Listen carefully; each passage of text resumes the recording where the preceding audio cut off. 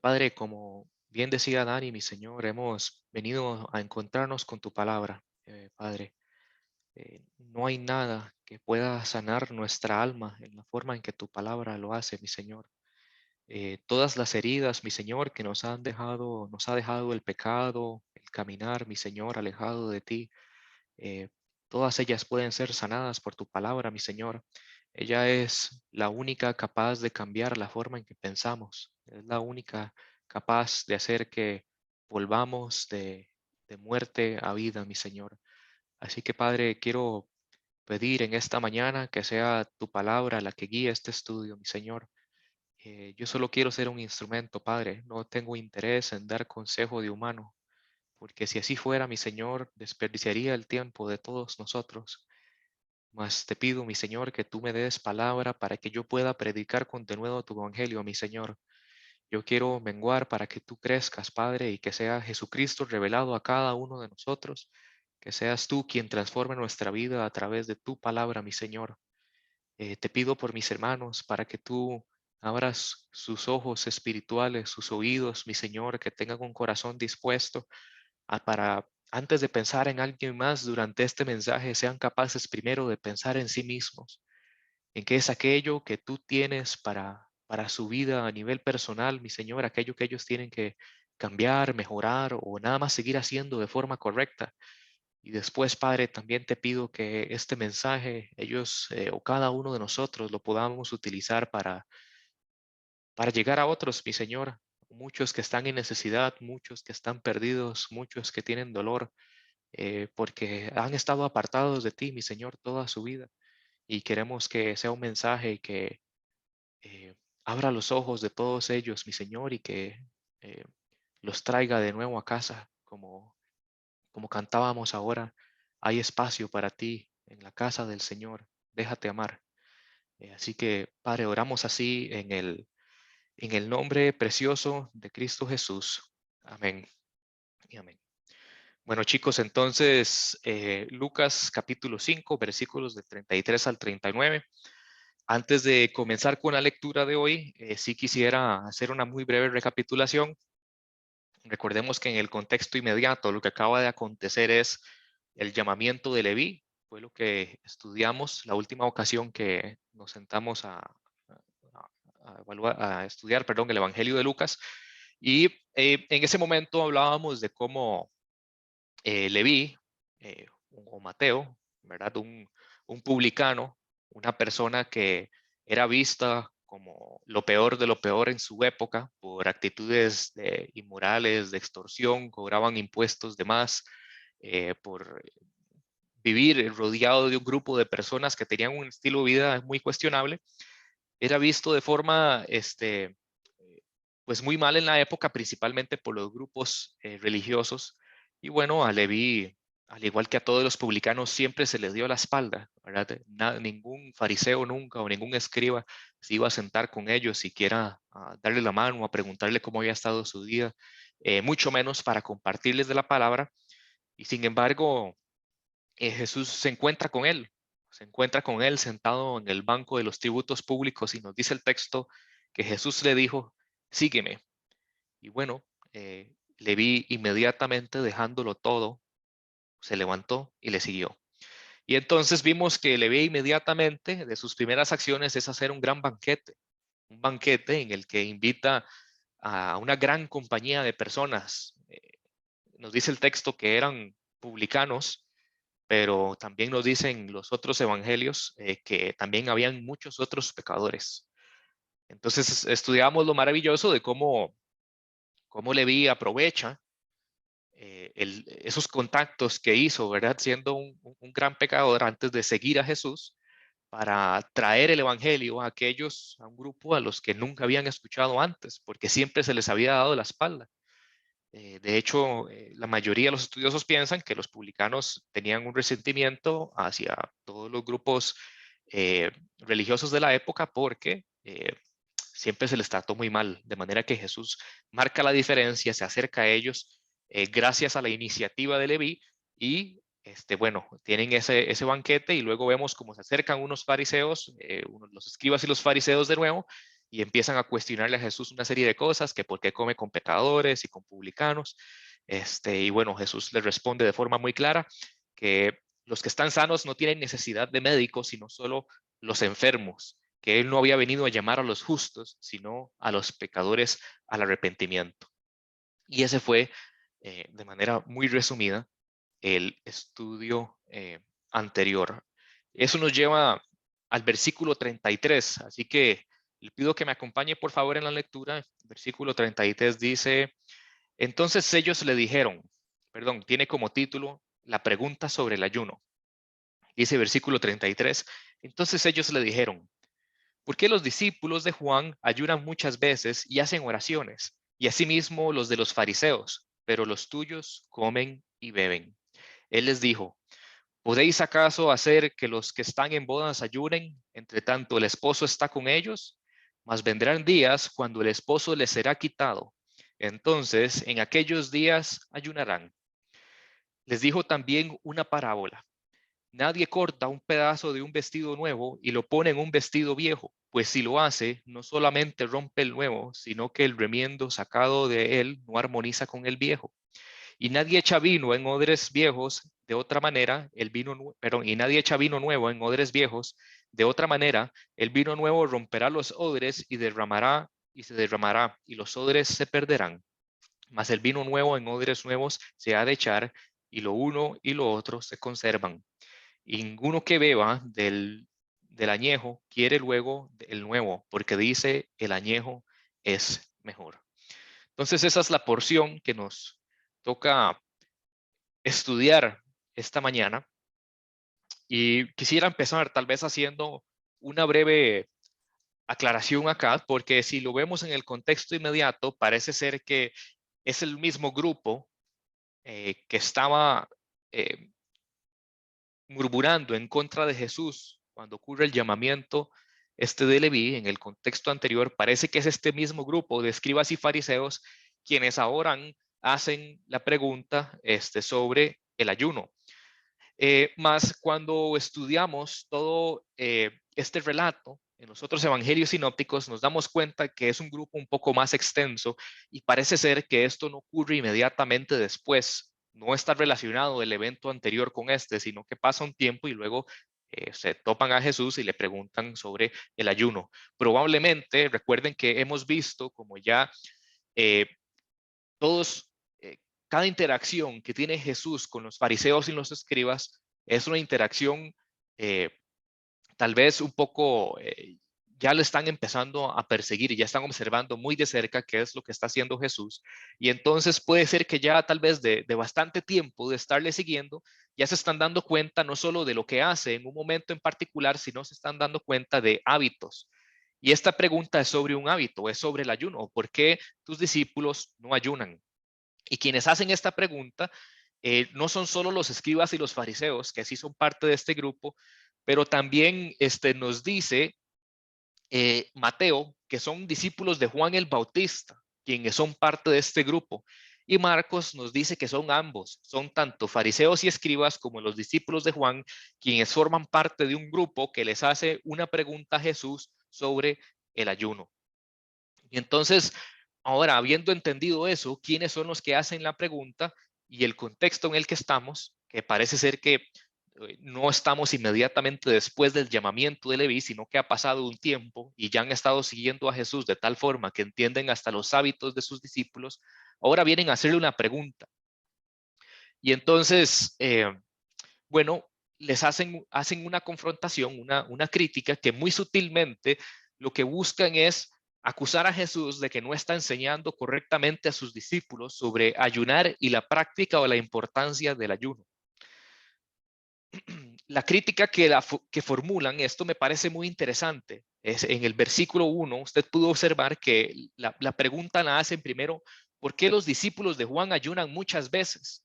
Y si usted está leyendo bien, estos fariseos, estos escribas, están utilizando de ejemplo a los discípulos de Juan. Y piense usted en el nivel de hipocresía que esto representa, porque Juan el Bautista fue aquel que los llamó a ellos generación de víboras.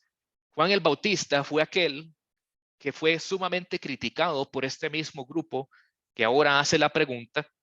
Y no solo eso, ellos mismos se encargaron de evitar que las enseñanzas del Juan el Bautista siguieran expandiendo, y de manera que entonces lo apresaron y lo terminaron llevando hasta su muerte. De manera que entonces, si usted se pone a pensar, el hecho que estén utilizando a Juan el Bautista como ejemplo de una actitud de vida correcta es sumamente hipócrita, porque ellos mismos criticaron esa actitud de vida. Pero bueno, resulta que la resaltan también porque esta actitud del ayuno constante es una actitud que también los fariseos tenían. Ellos se ponen a sí mismos como ejemplos de lo que debería ser la piedad correcta, como aquellos que saben cuáles son las prácticas religiosas correctas para estar bien con Dios.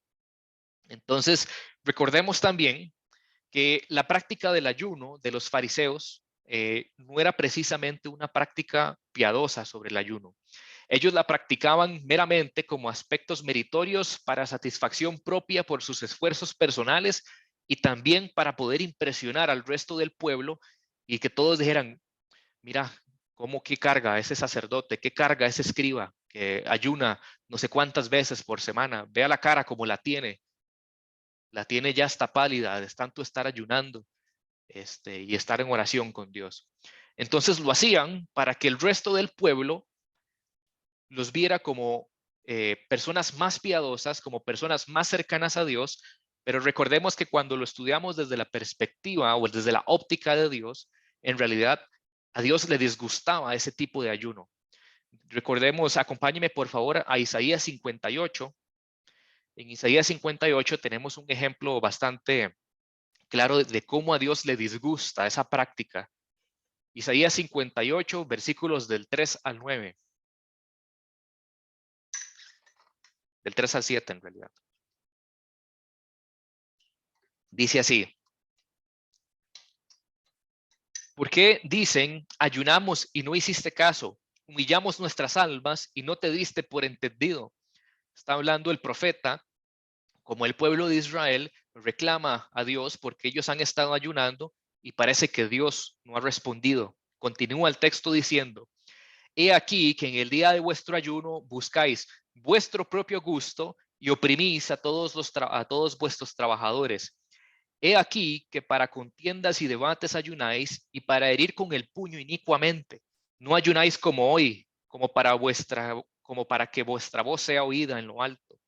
Es tal el ayuno que yo escogí, que de día aflija el hombre su alma y se incline su cabeza como junco, y haga cama de silicio y de ceniza.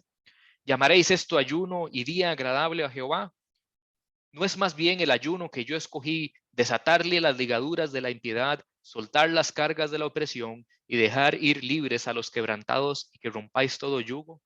¿No es para que partas tu pan con el hambriento y a los pobres errantes albergues en casa, que cuando veas al desnudo lo cubras y no te escondas de tu hermano? Entonces, para resumir eso de forma muy general, lo que está diciendo el profeta en esta sección es que Dios está disgustado con la forma en que han estado ayunando.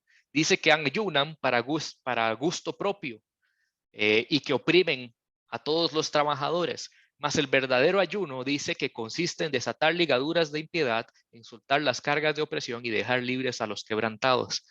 Entonces, eso nos ayuda a entender un poco, y es importante resaltar esa última parte, porque parece ser que el deseo de Dios para el ayuno es que sea utilizado en momentos en los que hay opresión, en momentos de sufrimiento y en momentos en los que es necesario orar por liberación, orar para que se salga de una situación difícil.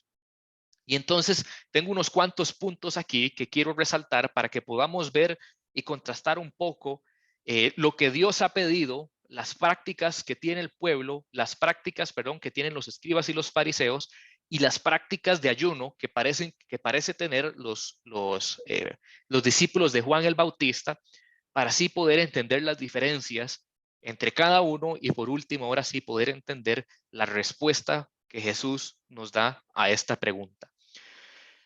Ahora, veamos la ley que Dios había dado al pueblo.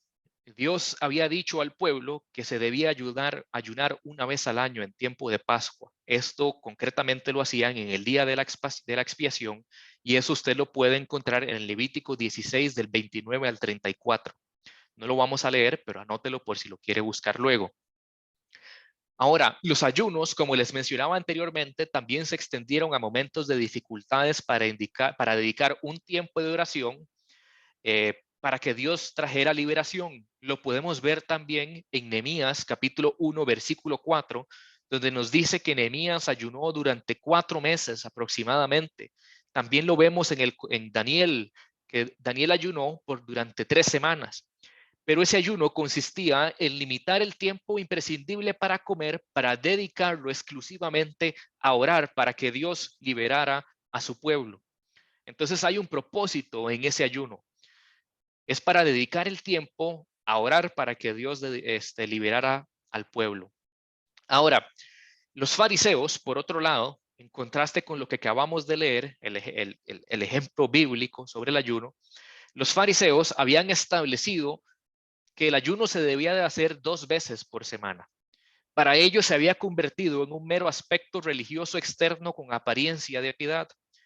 En su deseo de que las personas los alabaran por ellos inclusive demudaban su rostro para que todos conociesen y se dieran cuenta que estaban ayunando. Para ellos, ayunar 2 veces por semana superaba inclusive las demandas de la ley. Por tanto, entonces ellos se sentían que estaban por encima de todos aquellos que se limitaban a cumplir solamente lo que la ley había establecido. Ahora, por último, vemos a los discípulos de Juan, que si bien es cierto que ahora Juan no está con ellos, ya Juan había sido apresado, y algunos estudiosos piensan que inclusive ya para el momento de este relato, ya Juan el Bautista eh, ha muerto. Nos dice que eh, es muy imposible que los discípulos de Juan el Bautista ayunaran constantemente, porque lo hacían como una expresión de tristeza por la situación que había vivido su maestro y por la situación en la que a ellos se encontraban ahora. Porque si bien es cierto, a ser discípulos de Juan, tenían también entonces el desprecio de los escribas y de los fariseos. Y si su mismo maestro había sido llevado a la cárcel, y no solo eso, lo habían decapitado, entonces ellos ayunaban constantemente para interceder por la situación en la que estaban. Entonces, estos son los distintos ejemplos que tenemos del ayuno. Tenemos el contexto bíblico, ¿verdad? Unas referencias muy generales acerca de qué consiste el ayuno según el deseo de Dios. Luego tenemos el ayuno desde la perspectiva de los fariseos y por qué lo hacían. Y por último, ahora entendemos que por qué lo hacen los discípulos de Juan. Ahora, volvemos a la pregunta entonces, porque lo cierto es que ambos grupos quieren oír las razones por las que los discípulos de Jesús no practican el ayuno como ellos lo hacen. Es posible que los discípulos de Juan el Bautista tuvieran un interés genuino de entender por qué Jesús no les instruye a que hagan el ayuno o que practiquen el ayuno. Y también es posible, o bueno, sumamente posible, diría yo, que los fariseos en realidad lo están haciendo de forma maliciosa. Lo que quieren es, una vez más, hacer una acusación a Jesús para poder ponerlo en evidencia al frente del pueblo y hacerse ellos pasar por aquellos que son aún más piadosos. Pero hay algo que usted tiene que observar muy cuidadosamente y que las personas interpretan mal acerca de este pasaje, que es que esto no se trata de una acusación sobre el quebrantamiento de la ley. A Jesús no lo están acusando de quebrantar la ley. A Jesús lo están acusando por el no cumplimiento de una costumbre que se consideraba un ejemplo de piedad en la época. De nuevo, no se le está acusando de que está quebrantando la ley. Se le está acusando de que no cumple con una costumbre que se consideraba ejemplo de piedad en la época. Ahora, es posible que quienes están haciendo estas acusaciones no han escuchado el Sermón del Monte y lo que Jesús dijo en el Sermón del Monte.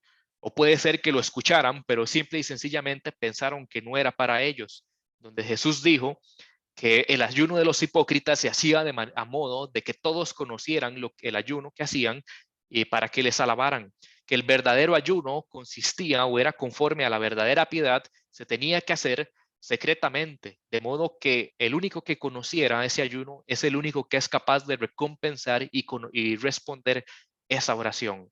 Se tiene que hacer en lo secreto, con Dios únicamente. Pero bueno, el tema es que ambos grupos hacen esta pregunta acerca del ayuno y el versículo 34 comienza a darnos la respuesta de Jesús.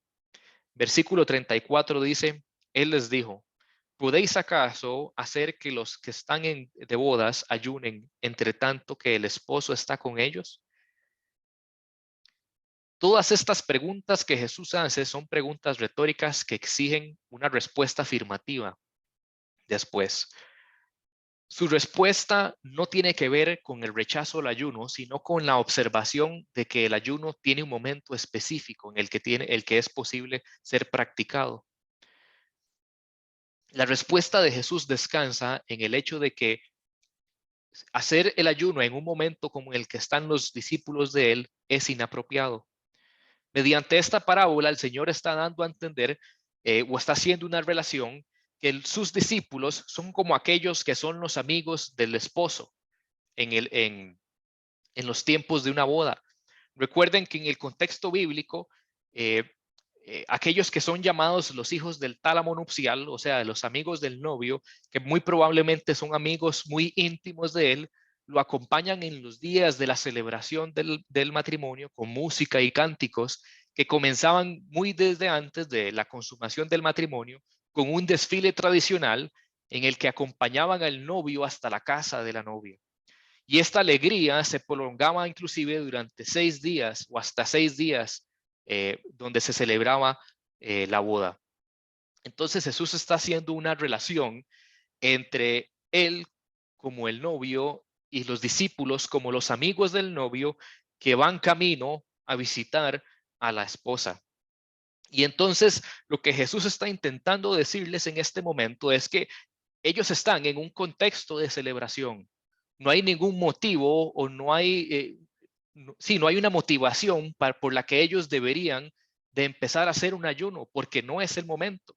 Jesús lo que resalta mediante esta parábola es hacer entender la imposibilidad de hacer un ayuno en una situación semejante. Los discípulos están en un contexto constante de alegría, de gozo, porque están con Jesús. No hay una posibilidad o cabida de tristeza. No hay limitaciones que puedan llevarlos a hacer un ayuno. No están bajo presión, no están bajo persecución. No hay necesidad de orar por, por algún motivo específico. Los discípulos aún no han perdido al maestro, como si, por ejemplo, lo perdieron los discípulos de Juan. Y entonces de esa manera es entendible que los discípulos de Juan estén constantemente tristes y practiquen el ayuno orando por liberación. Mas por otro lado, los discípulos de Jesús aún están con él, están en una relación de festividad continua con él, donde la tristeza y las lágrimas no convienen y no solo eso, no corresponden. Hacer un ayuno en este momento para ellos sería contradictorio con su realidad espiritual, porque lo cierto es que ellos están con Jesús y están llenos de gozo. Así que Jesús entonces destaca la razón de la imposibilidad de ayunar para sus discípulos. Eh, no solo no pueden ayunar, sino que no deben hacerlo. Están en la presencia de Jesús que les comunica paz, gozo y les da el poder a todos los que le siguen. Jesús soluciona sus problemas, resuelve sus dudas, les instruye, edifica sus vidas y les comunica constantemente gozo a sus vidas. De manera que, al igual que aquellos que están en la celebración de una boda, de un matrimonio, sería contradictorio al contexto en el que están que ellos decidieran comenzar a hacer un ayuno. No solo no deben hacerlo, sino que es contradictorio con su realidad espiritual. Si volvemos a los ejemplos bíblicos en los que se hacía el ayuno, hablamos del contexto de Nehemías y el contexto de Daniel. Es un contexto en el que el pueblo está en necesidad de la mano de Dios. Y entonces ellos deciden hacer un ayuno y dedicar ese tiempo a oración para poder recibir el favor de parte del Señor. Ahora, inmediatamente después, en el versículo 35, nos dice que vendrán días cuando el esposo les será quitado. Entonces, en aquellos días ayunarán. Esto lo que primero nos revela es que es la primera o el primer anuncio que Jesús hace sobre el acontecimiento que tendría aproximadamente 2 años después en Jerusalén, el momento en que él moriría. Los días venideros que anuncia tendrán como determinante el hecho de la partida del novio, no para siempre, pero sí de forma temporal. Y es momento que en ese momento de partida entonces será necesario que ellos hagan el ayuno. De hecho, en Juan capítulo 16, si me acompaña por favor, Jesús mismo les dice que iniciarán tiempos de aflicción en los que será necesario en que ellos se dediquen a la oración. Juan capítulo 16, versículos del 16 al 20. Juan 16, del 16 al 20 dice así: Todavía un poco y no me veréis, y de nuevo un poco y me veréis, porque yo voy al Padre. Entonces se dijeron algunos de sus discípulos unos a otros: ¿Qué es esto que nos dice? Todavía un poco y no me veréis, y de nuevo un poco y me veréis, porque yo voy al Padre. Decían pues: ¿qué quiere decir con todavía un poco? No entendemos lo que habla. Jesús conoció que querían preguntarle y les dijo: ¿Preguntáis entre vosotros acerca de esto que dije? Todavía un poco y no me veréis, y de nuevo un poco y me veréis. De cierto os digo que vosotros lloraréis y lamentaréis, y el mundo se alegrará. Pero aunque vosotros estéis tristes, vuestras tristezas se convertirá en gozo. Entonces, lo que vemos ahí en ese pasaje es que Jesús relata su partida y relata que será partida por un tiempo y que ellos estarán tristes, pero que no se preocupen porque vendrá un tiempo de gozo. Pero durante ese tiempo de tristeza, entonces, nos dice ahora el versículo 35 en Lucas, que en aquellos días sus discípulos ayunarán, porque si hay un motivo para hacerlo. Su realidad espiritual sí estará acorde en el momento para que haya una necesidad de que ellos hagan ayuno. La respuesta de Jesús lo que indica es a los que preguntaban que todas las cosas tienen un tiempo, una enseñanza general que podemos encontrar en toda la escritura. La podemos ver en Eclesiastés también.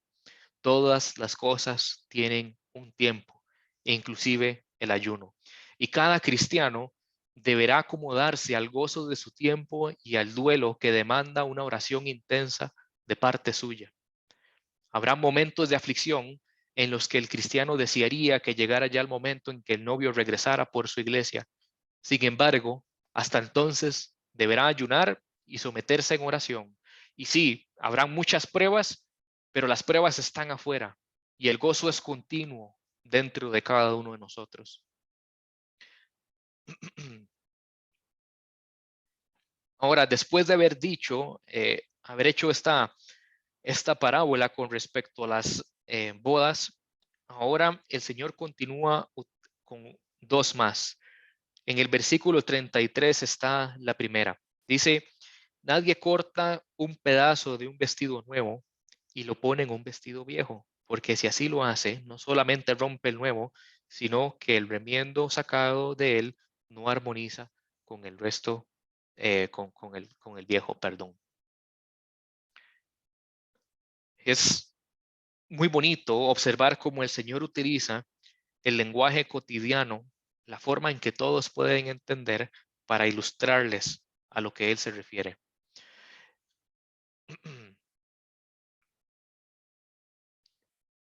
Jesús presenta aquí entonces lo impropio de que un remiendo de un paño nuevo sea utilizado en uno viejo. En el momento en que ese remiendo nuevo sea aplicado en el viejo y se moje la tela, entonces la tela se encogerá y no solo el remiendo se echará a perder, sino que también rasgará el resto de la vestidura. Entonces el remiendo de tela nueva destroza el vestido de tela usada. La tela nueva, sin ser trabajada, es inadecuada para utilizarla para un remiendo. Hay un proceso necesario para que pueda utilizarse como remiendo. Sin embargo, al utilizarla sin ese proceso, lo que va a hacer es romper el resto de la tela. Todo se echaría a perder. Y entonces lo que Jesús trata de dar a entender a quienes escuchan con esta parábola es que su mensaje es incompatible con la enseñanza de los religiosos de la época. Ellos procuraban encerrar todo bajo mandamientos y prescripciones, tradiciones que limitaban la libertad de aquellos de la época, mientras que Jesús había venido a traer vida en abundancia a los creyentes. Entonces, el utilizar ese pedazo de tela no solo sería inútil, sino sería inclusive perjudicial, terminaría de romper el vestido. Es inútil intentar unificar ambos, y así de perjudicial también sería intentar mezclar el mensaje, las buenas nuevas, el mensaje del Evangelio de Jesucristo con las enseñanzas fariseicas de con las enseñanzas de los fariseos. Son completamente incompatibles, y no solo eso, sino que una echaría a perder la otra. Si usted intentara mezclar eh, estas enseñanzas de los fariseos y esta observación exagerada por la ley y esta falsa apariencia de piedad que ellos tenían con el mensaje de Jesús, que consistía en una vida de arrepentimiento genuina, si usted tratara de mezclar ambas, sería destructivo.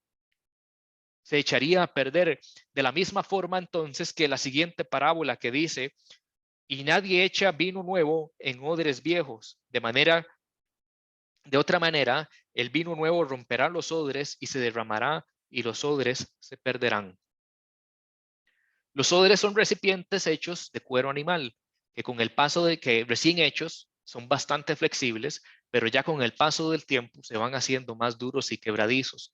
De manera que los odres más nuevos son utilizados para el vino nuevo, porque el vino todavía tiene que pasar por un momento de fermentación, y durante ese proceso de fermentación va a generar gases, y los odres, al ser nuevo, les permite ir expandiéndose también en la medida en que el vino va fermentando.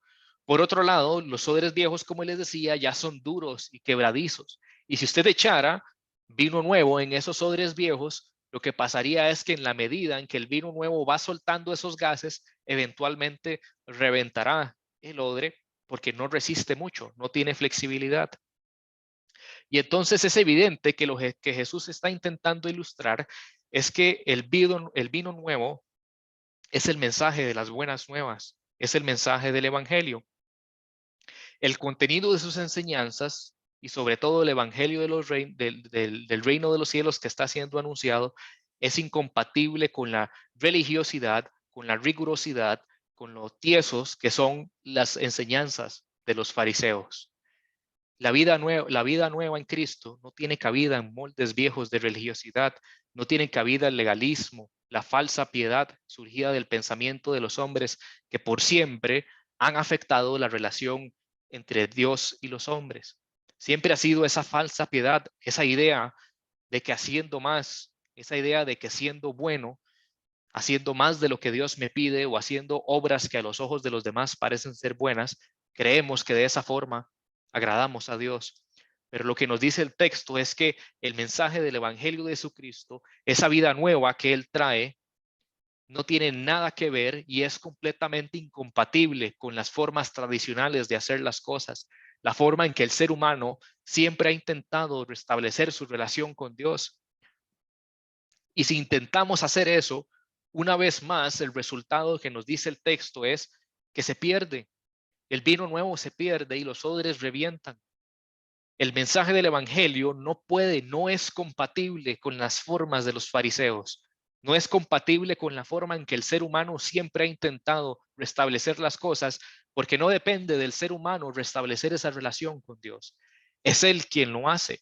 Es Él quien se ha aproximado a cada uno de nosotros, y es entonces en ese momento que Él puede restaurar y dar vida nueva a cada uno de nosotros.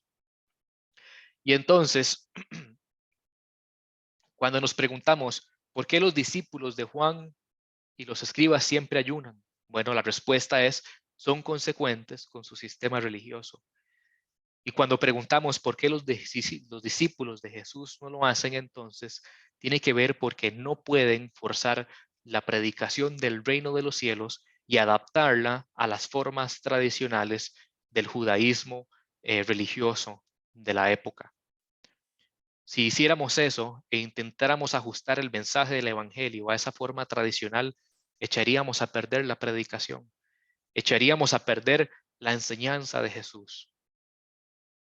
El espíritu nuevo que Jesús emana no puede ser encerrado en tradiciones, no puede ser encerrado en religiosidad, porque se trata de una vida de arrepentimiento genuino, se trata de vivir a Cristo. Por último, entonces, versículos 38 y 39 dicen: mas el vino nuevo en odres nuevos se ha de echar, y lo uno y lo otro se conservan. Entonces esto reitera una vez más que el espíritu que mueve la vida del legalista es un espíritu represivo y de temor, poco flexible, pero muy quebradizo, no aguanta. Por el contrario, el creyente en Cristo está movido por un espíritu de libertad que no tiene nada que ver con el temor o las restricciones, sino con el gozo de vivir una vida en Cristo y tratar de agradarle a Él siempre con ella. Versículo 39 dice: y ninguno que beba del añejo quiere luego el nuevo, porque dice, el añejo es mejor. Y tal vez para ilustrarles esto de una forma un poco distinta, quisiera tal vez comentarles sobre, hace unos días estaba viendo una entrevista que le hacían a Elon Musk y le preguntaban, bueno, ¿has invertido en viajes espaciales eh, con esta empresa? ¿Has invertido en carros eléctricos? Ahora estás desarrollando robots, estás desarrollando también un chip que se puede conectar al cerebro para poder tener acceso a Internet y que el conocimiento de los seres humanos se expanda. Y entonces le preguntaban cómo él está invirtiendo su fortuna en todas estas cosas, pero que por qué nunca había decidido él invertir esa fortuna en la longevidad de las personas. ¿Por qué no invertía en tecnologías que permitieran que los seres humanos viviéramos más tiempo? Y la forma en que él respondió me llamó mucho la atención. Él dice o dijo que lo cierto es que la mayoría de las personas nunca cambia de opinión, no muere, nada más se muere. La gente nunca cambia de opinión a nivel general, sino que simplemente muere. Entonces él dice que si él invirtiera en expandir la longevidad de los seres humanos, en realidad sería algo que sería para el retroceso de la humanidad, porque no habrían ideas nuevas, nadie cambiaría su forma de pensar, etcétera, etcétera. Y cuando escuchaba eso que él dijo, lo apliqué precisamente a la vida espiritual, porque creo que en cierta medida Elon Musk tiene razón. Las personas no cambian de parecer, simplemente mueren. Pero bajo una única excepción estoy en desacuerdo con él. La única forma en que las personas cambien su forma de pensar, cambien su forma de vida, es con un encuentro personal con Cristo. Es la única forma en que se puede cambiar verdaderamente la mente del ser humano. Y piensa en su propia vida, piensa en su experiencia como cristiano, piensa en cómo pensaba, eh, la forma en que usted veía las cosas antes. Y dígame usted si usted ve alguna otra alternativa para cambiar de la forma en la que usted cambió. La única forma posible es con un encuentro personal con Cristo. De manera que lo que está queriendo decir aquí Jesús es similar. Dice que ninguno que beba del vino añejo quiere luego el nuevo, porque dice el añejo es mejor. Las personas no cambian su forma de pensar. Normalmente las personas se inclinan hacia lo que conocen y rechazan todo aquello que parece novedoso para ellos. Las personas prefieren la tradición, como le han dicho que siempre tienen que ser las cosas. Para ellos el vino añejo, que tiene que ver con un sistema legal, un sistema de costumbres, de tradiciones, de hacer las cosas porque siempre se han hecho así, es más atractivo que el contenido de las vidas de las buenas nuevas. Para ellos es más atractivo la falsa piedad, aquella que es aparente ante los hombres, que la verdadera piedad, que el único que la puede reconocer es Jesús mismo. Cuando nosotros nos acercamos al trono de la gracia y vamos a orar delante del Señor, no hay ninguna máscara que podamos poner. Yo podría poner un montón de máscaras de piedad delante de ustedes. Ustedes podrían hacer lo mismo, podrían hacerlo en su trabajo, con sus amigos, y ustedes podrían hacer un montón de acciones benéficas y que todo el mundo piense en que ustedes son, qué bárbaro, qué persona más santa. Pero sin embargo, cuando nos acercamos al Señor, Él es el único que puede ver verdaderamente esa piedad. Él sabe cuándo son máscaras. Entonces, eso es lo que está queriendo decir aquí el texto, que la mayoría de las personas que han probado ya el vino añejo y rechazan el vino nuevo, piensan que el añejo es mejor. Piensan que ellos, bajo sus propios méritos, pueden alcanzar una mejor relación con Dios. Ahora, para ir concluyendo ya el mensaje de esta mañana, es que este problema de esta decidida intención que tenían los grupos religiosos de hacer que los discípulos de Jesús hicieran lo mismo que hacían los fariseos de la época, esta intención de hacer que ellos fueran igual de legalistas, igual de fariseos, que siguieran esas mismas tradiciones, es un problema que en realidad ha trascendido el tiempo. Lo vemos ahorita, cuando están intentando forzar a los discípulos de Jesús a hacer un ayuno en el momento que no corresponde, solo por tradición, solo porque eso es lo que se ve de forma correcta en la época, eso es lo que se ve como piedad. Pero vemos también que este problema estuvo presente en Gálatas.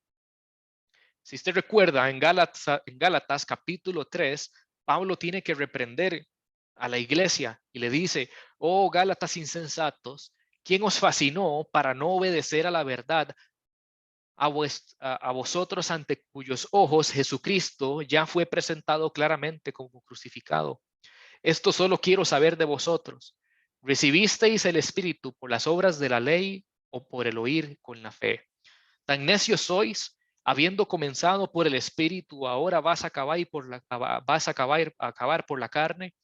Tantas cosas habéis padecido en vano, si es que realmente fue en vano. Aquel pues que os suministra el Espíritu y hace maravillas entre vosotros, lo hace por las obras de la ley o por el oír con fe. Entonces vemos que en tiempo de Gálatas también fue un problema. Siempre han estado aquellos que intentan someter la libertad cristiana a la religiosidad y a la falsa apariencia de piedad. Siempre hay aquellos que están más interesados en obtener eh, el elogio de los hombres que el tener una aprobación de parte de Dios. Como parte de este ejemplo, también puedo pensar en que nuestra iglesia fue parte de un ataque similar, si ustedes lo recuerdan, por parte de un grupo eh, no sé, diría de judíos cristianos, pero en cierto momento en la historia de Home Church algo similar aconteció. Aquellos que buscan someter la libertad en Cristo al legalismo, aquellos que buscan catalogar a cualquier recordatorio festivo de los cristianos, como la Navidad, que celebramos el nacimiento de Jesús, y buscan catalogarlo como fiestas paganas que no deberíamos celebrar, y buscan únicamente que se celebren aquellas fiestas de la ley. Aquellos que buscan siempre poner moldes opresivos a la iglesia sobre cómo deberían de hacerse las cosas, en lugar de enfocarse en el evangelio verdadero de Jesucristo, en la libertad que Él trae a nuestras vidas. Que quiero que quede claro que cuando hablo de libertad en Cristo, no estoy hablando de libertinaje y que podemos hacer lo que nos da la gana. El Señor sí es muy claro en su palabra con aquellas cosas que Él desea de sus hijos. El problema es cuando intentamos hacer más porque queremos agradarle aún más y estar por encima de aquello que Él ha dicho. Y yo quiero comentarles en este momento que el hacer eso es desobediencia. Tal vez usted piensa que si usted en lugar más del 10% del diezmo, da el 20%, uy, el Señor va a decir qué bárbaro, ¿va? Este sí, sí que me ama, este sí que me sigue. Si usted piensa que usted da más de lo que el Señor le ha pedido, sigue siendo desobediencia. Tenemos que limitarnos a obedecer lo que el Señor nos ha mandado. Hacer más, intentar aparentar más piedad, ya sea ante Dios o ante los hombres, sigue siendo desobediencia. Así que Gálatas 5:1 dice, estad pues firmes en la libertad con que Cristo nos hizo libres y no estéis sujetos al yugo de la esclavitud. Y hasta ahora he venido hablando acerca de ese yugo de esclavitud que tal vez nos ponen fuerzas externas, pero piense también a nivel personal cómo esto aplica para usted. Tal vez usted piensa que porque usted lee la Biblia todos los días y le cuenta a todo mundo que usted lo hace, usted es más piadoso y está mejor en su relación con Dios. Tal vez usted piensa que ha estado ayunando constantemente, pero su ayuno ha sido similar al de los fariseos, en el que lo único que busca es el elogio de los hombres, que los demás se den cuenta que usted está ayunando, pero por otro lado, ese tiempo de ayuno estuvo vacío. El ayuno por sí solo no tiene ningún valor delante de Dios. El ayuno requiere un tiempo de oración y de comunión personal con Él, una relación genuina. Piensa en aquellas cosas que tal vez usted está haciendo porque usted cree que agradan más al Señor y que inclusive pueden ser cosas que usted hace nada más para tapar sus pecados, sus verdaderas fallas. Aquellas cosas que usted intenta tapar tratando de hacer cosas, entre comillas, buenas. Y es importante entonces que todos nosotros hoy reflexionemos sobre las diferentes formas del ayuno y lo que simbolizan en esta aplicación. En el caso de los fariseos es un ayuno vacío, que lo único que busca es el elogio de los hombres, lo único que busca es superar todavía más la ley y decir, uy, yo soy muy piadoso. Pero por otro lado, están tratando de enterrar multitud de pecados, multitud de fallas delante de Dios, un ayuno que a Dios le disgusta. Por otro lado, podemos tomar la enseñanza que Jesús hoy nos da en este texto, que básicamente podríamos resumirla en, hay un tiempo para todo. Y que cada momento y la forma en que hagamos las cosas debería ser acorde a nuestra realidad espiritual. Y en el momento que lo hagamos debería ser de forma genuina. Cuando nos ponemos a alabar al Señor, a cantarle, debería ser con un corazón genuino, dedicado a Él, rendido a Él. Cuando nos disponemos a leer la Biblia en desafío, no es para que todos vean que, mira, se metió en desafío, qué carga, un check, una estrellita le vamos a poner. No, me metí en desafío para estar verdaderamente en comunión con Él. Cuando asisto al culto de oración, no es para que todos oigan qué lindo que oro yo y cómo me extiendo en la oración. No es para eso. Es para estar en un momento de comunión genuina con mis hermanos, rogando e intercediendo a Dios para que Él se manifieste a favor de su iglesia.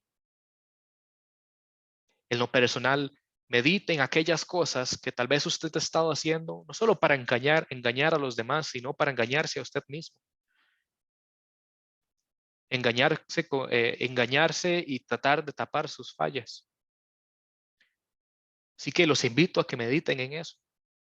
Y ahora, si usted está escuchando esta enseñanza y el Señor le ha hablado a usted y usted se ha dado cuenta que usted es igual que los fariseos, que usted ha estado haciendo aparente acciones de piedad, pero por dentro están vacías.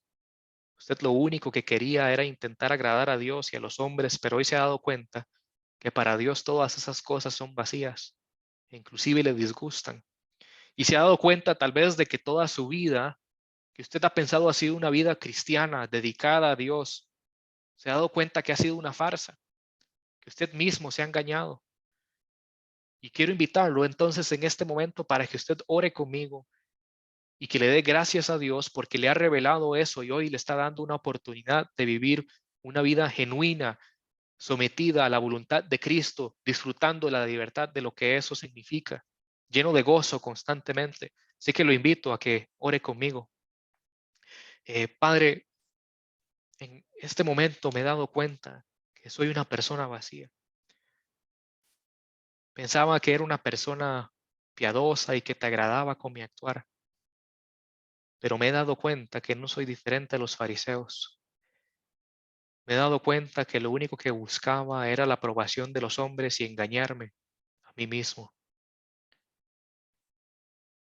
Ahora en este momento me quiero someter a tu señorío y pedirte perdón por tantos años que he dedicado a una piedad falsa. Y quiero a partir de este momento pedir a tu espíritu que tu Espíritu Santo entre en mi corazón y que sea Él quien me guíe a entender los tiempos y tu voluntad para mi vida. Que ahora cuando vaya a dedicar oración, sea para dedicar oración verdaderamente a ti.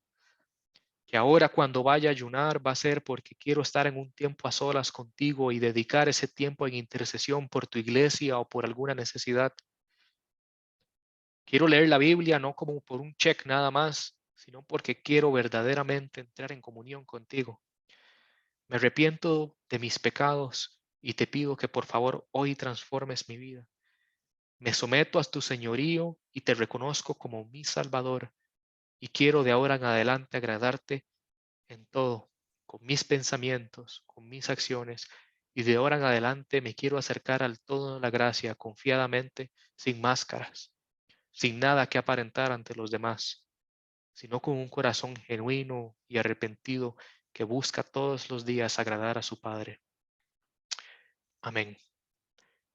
Iglesia, ahora quisiera despedirlos con la bendición sacerdotal que dice así: Iglesia, Jehová te bendiga y te guarde.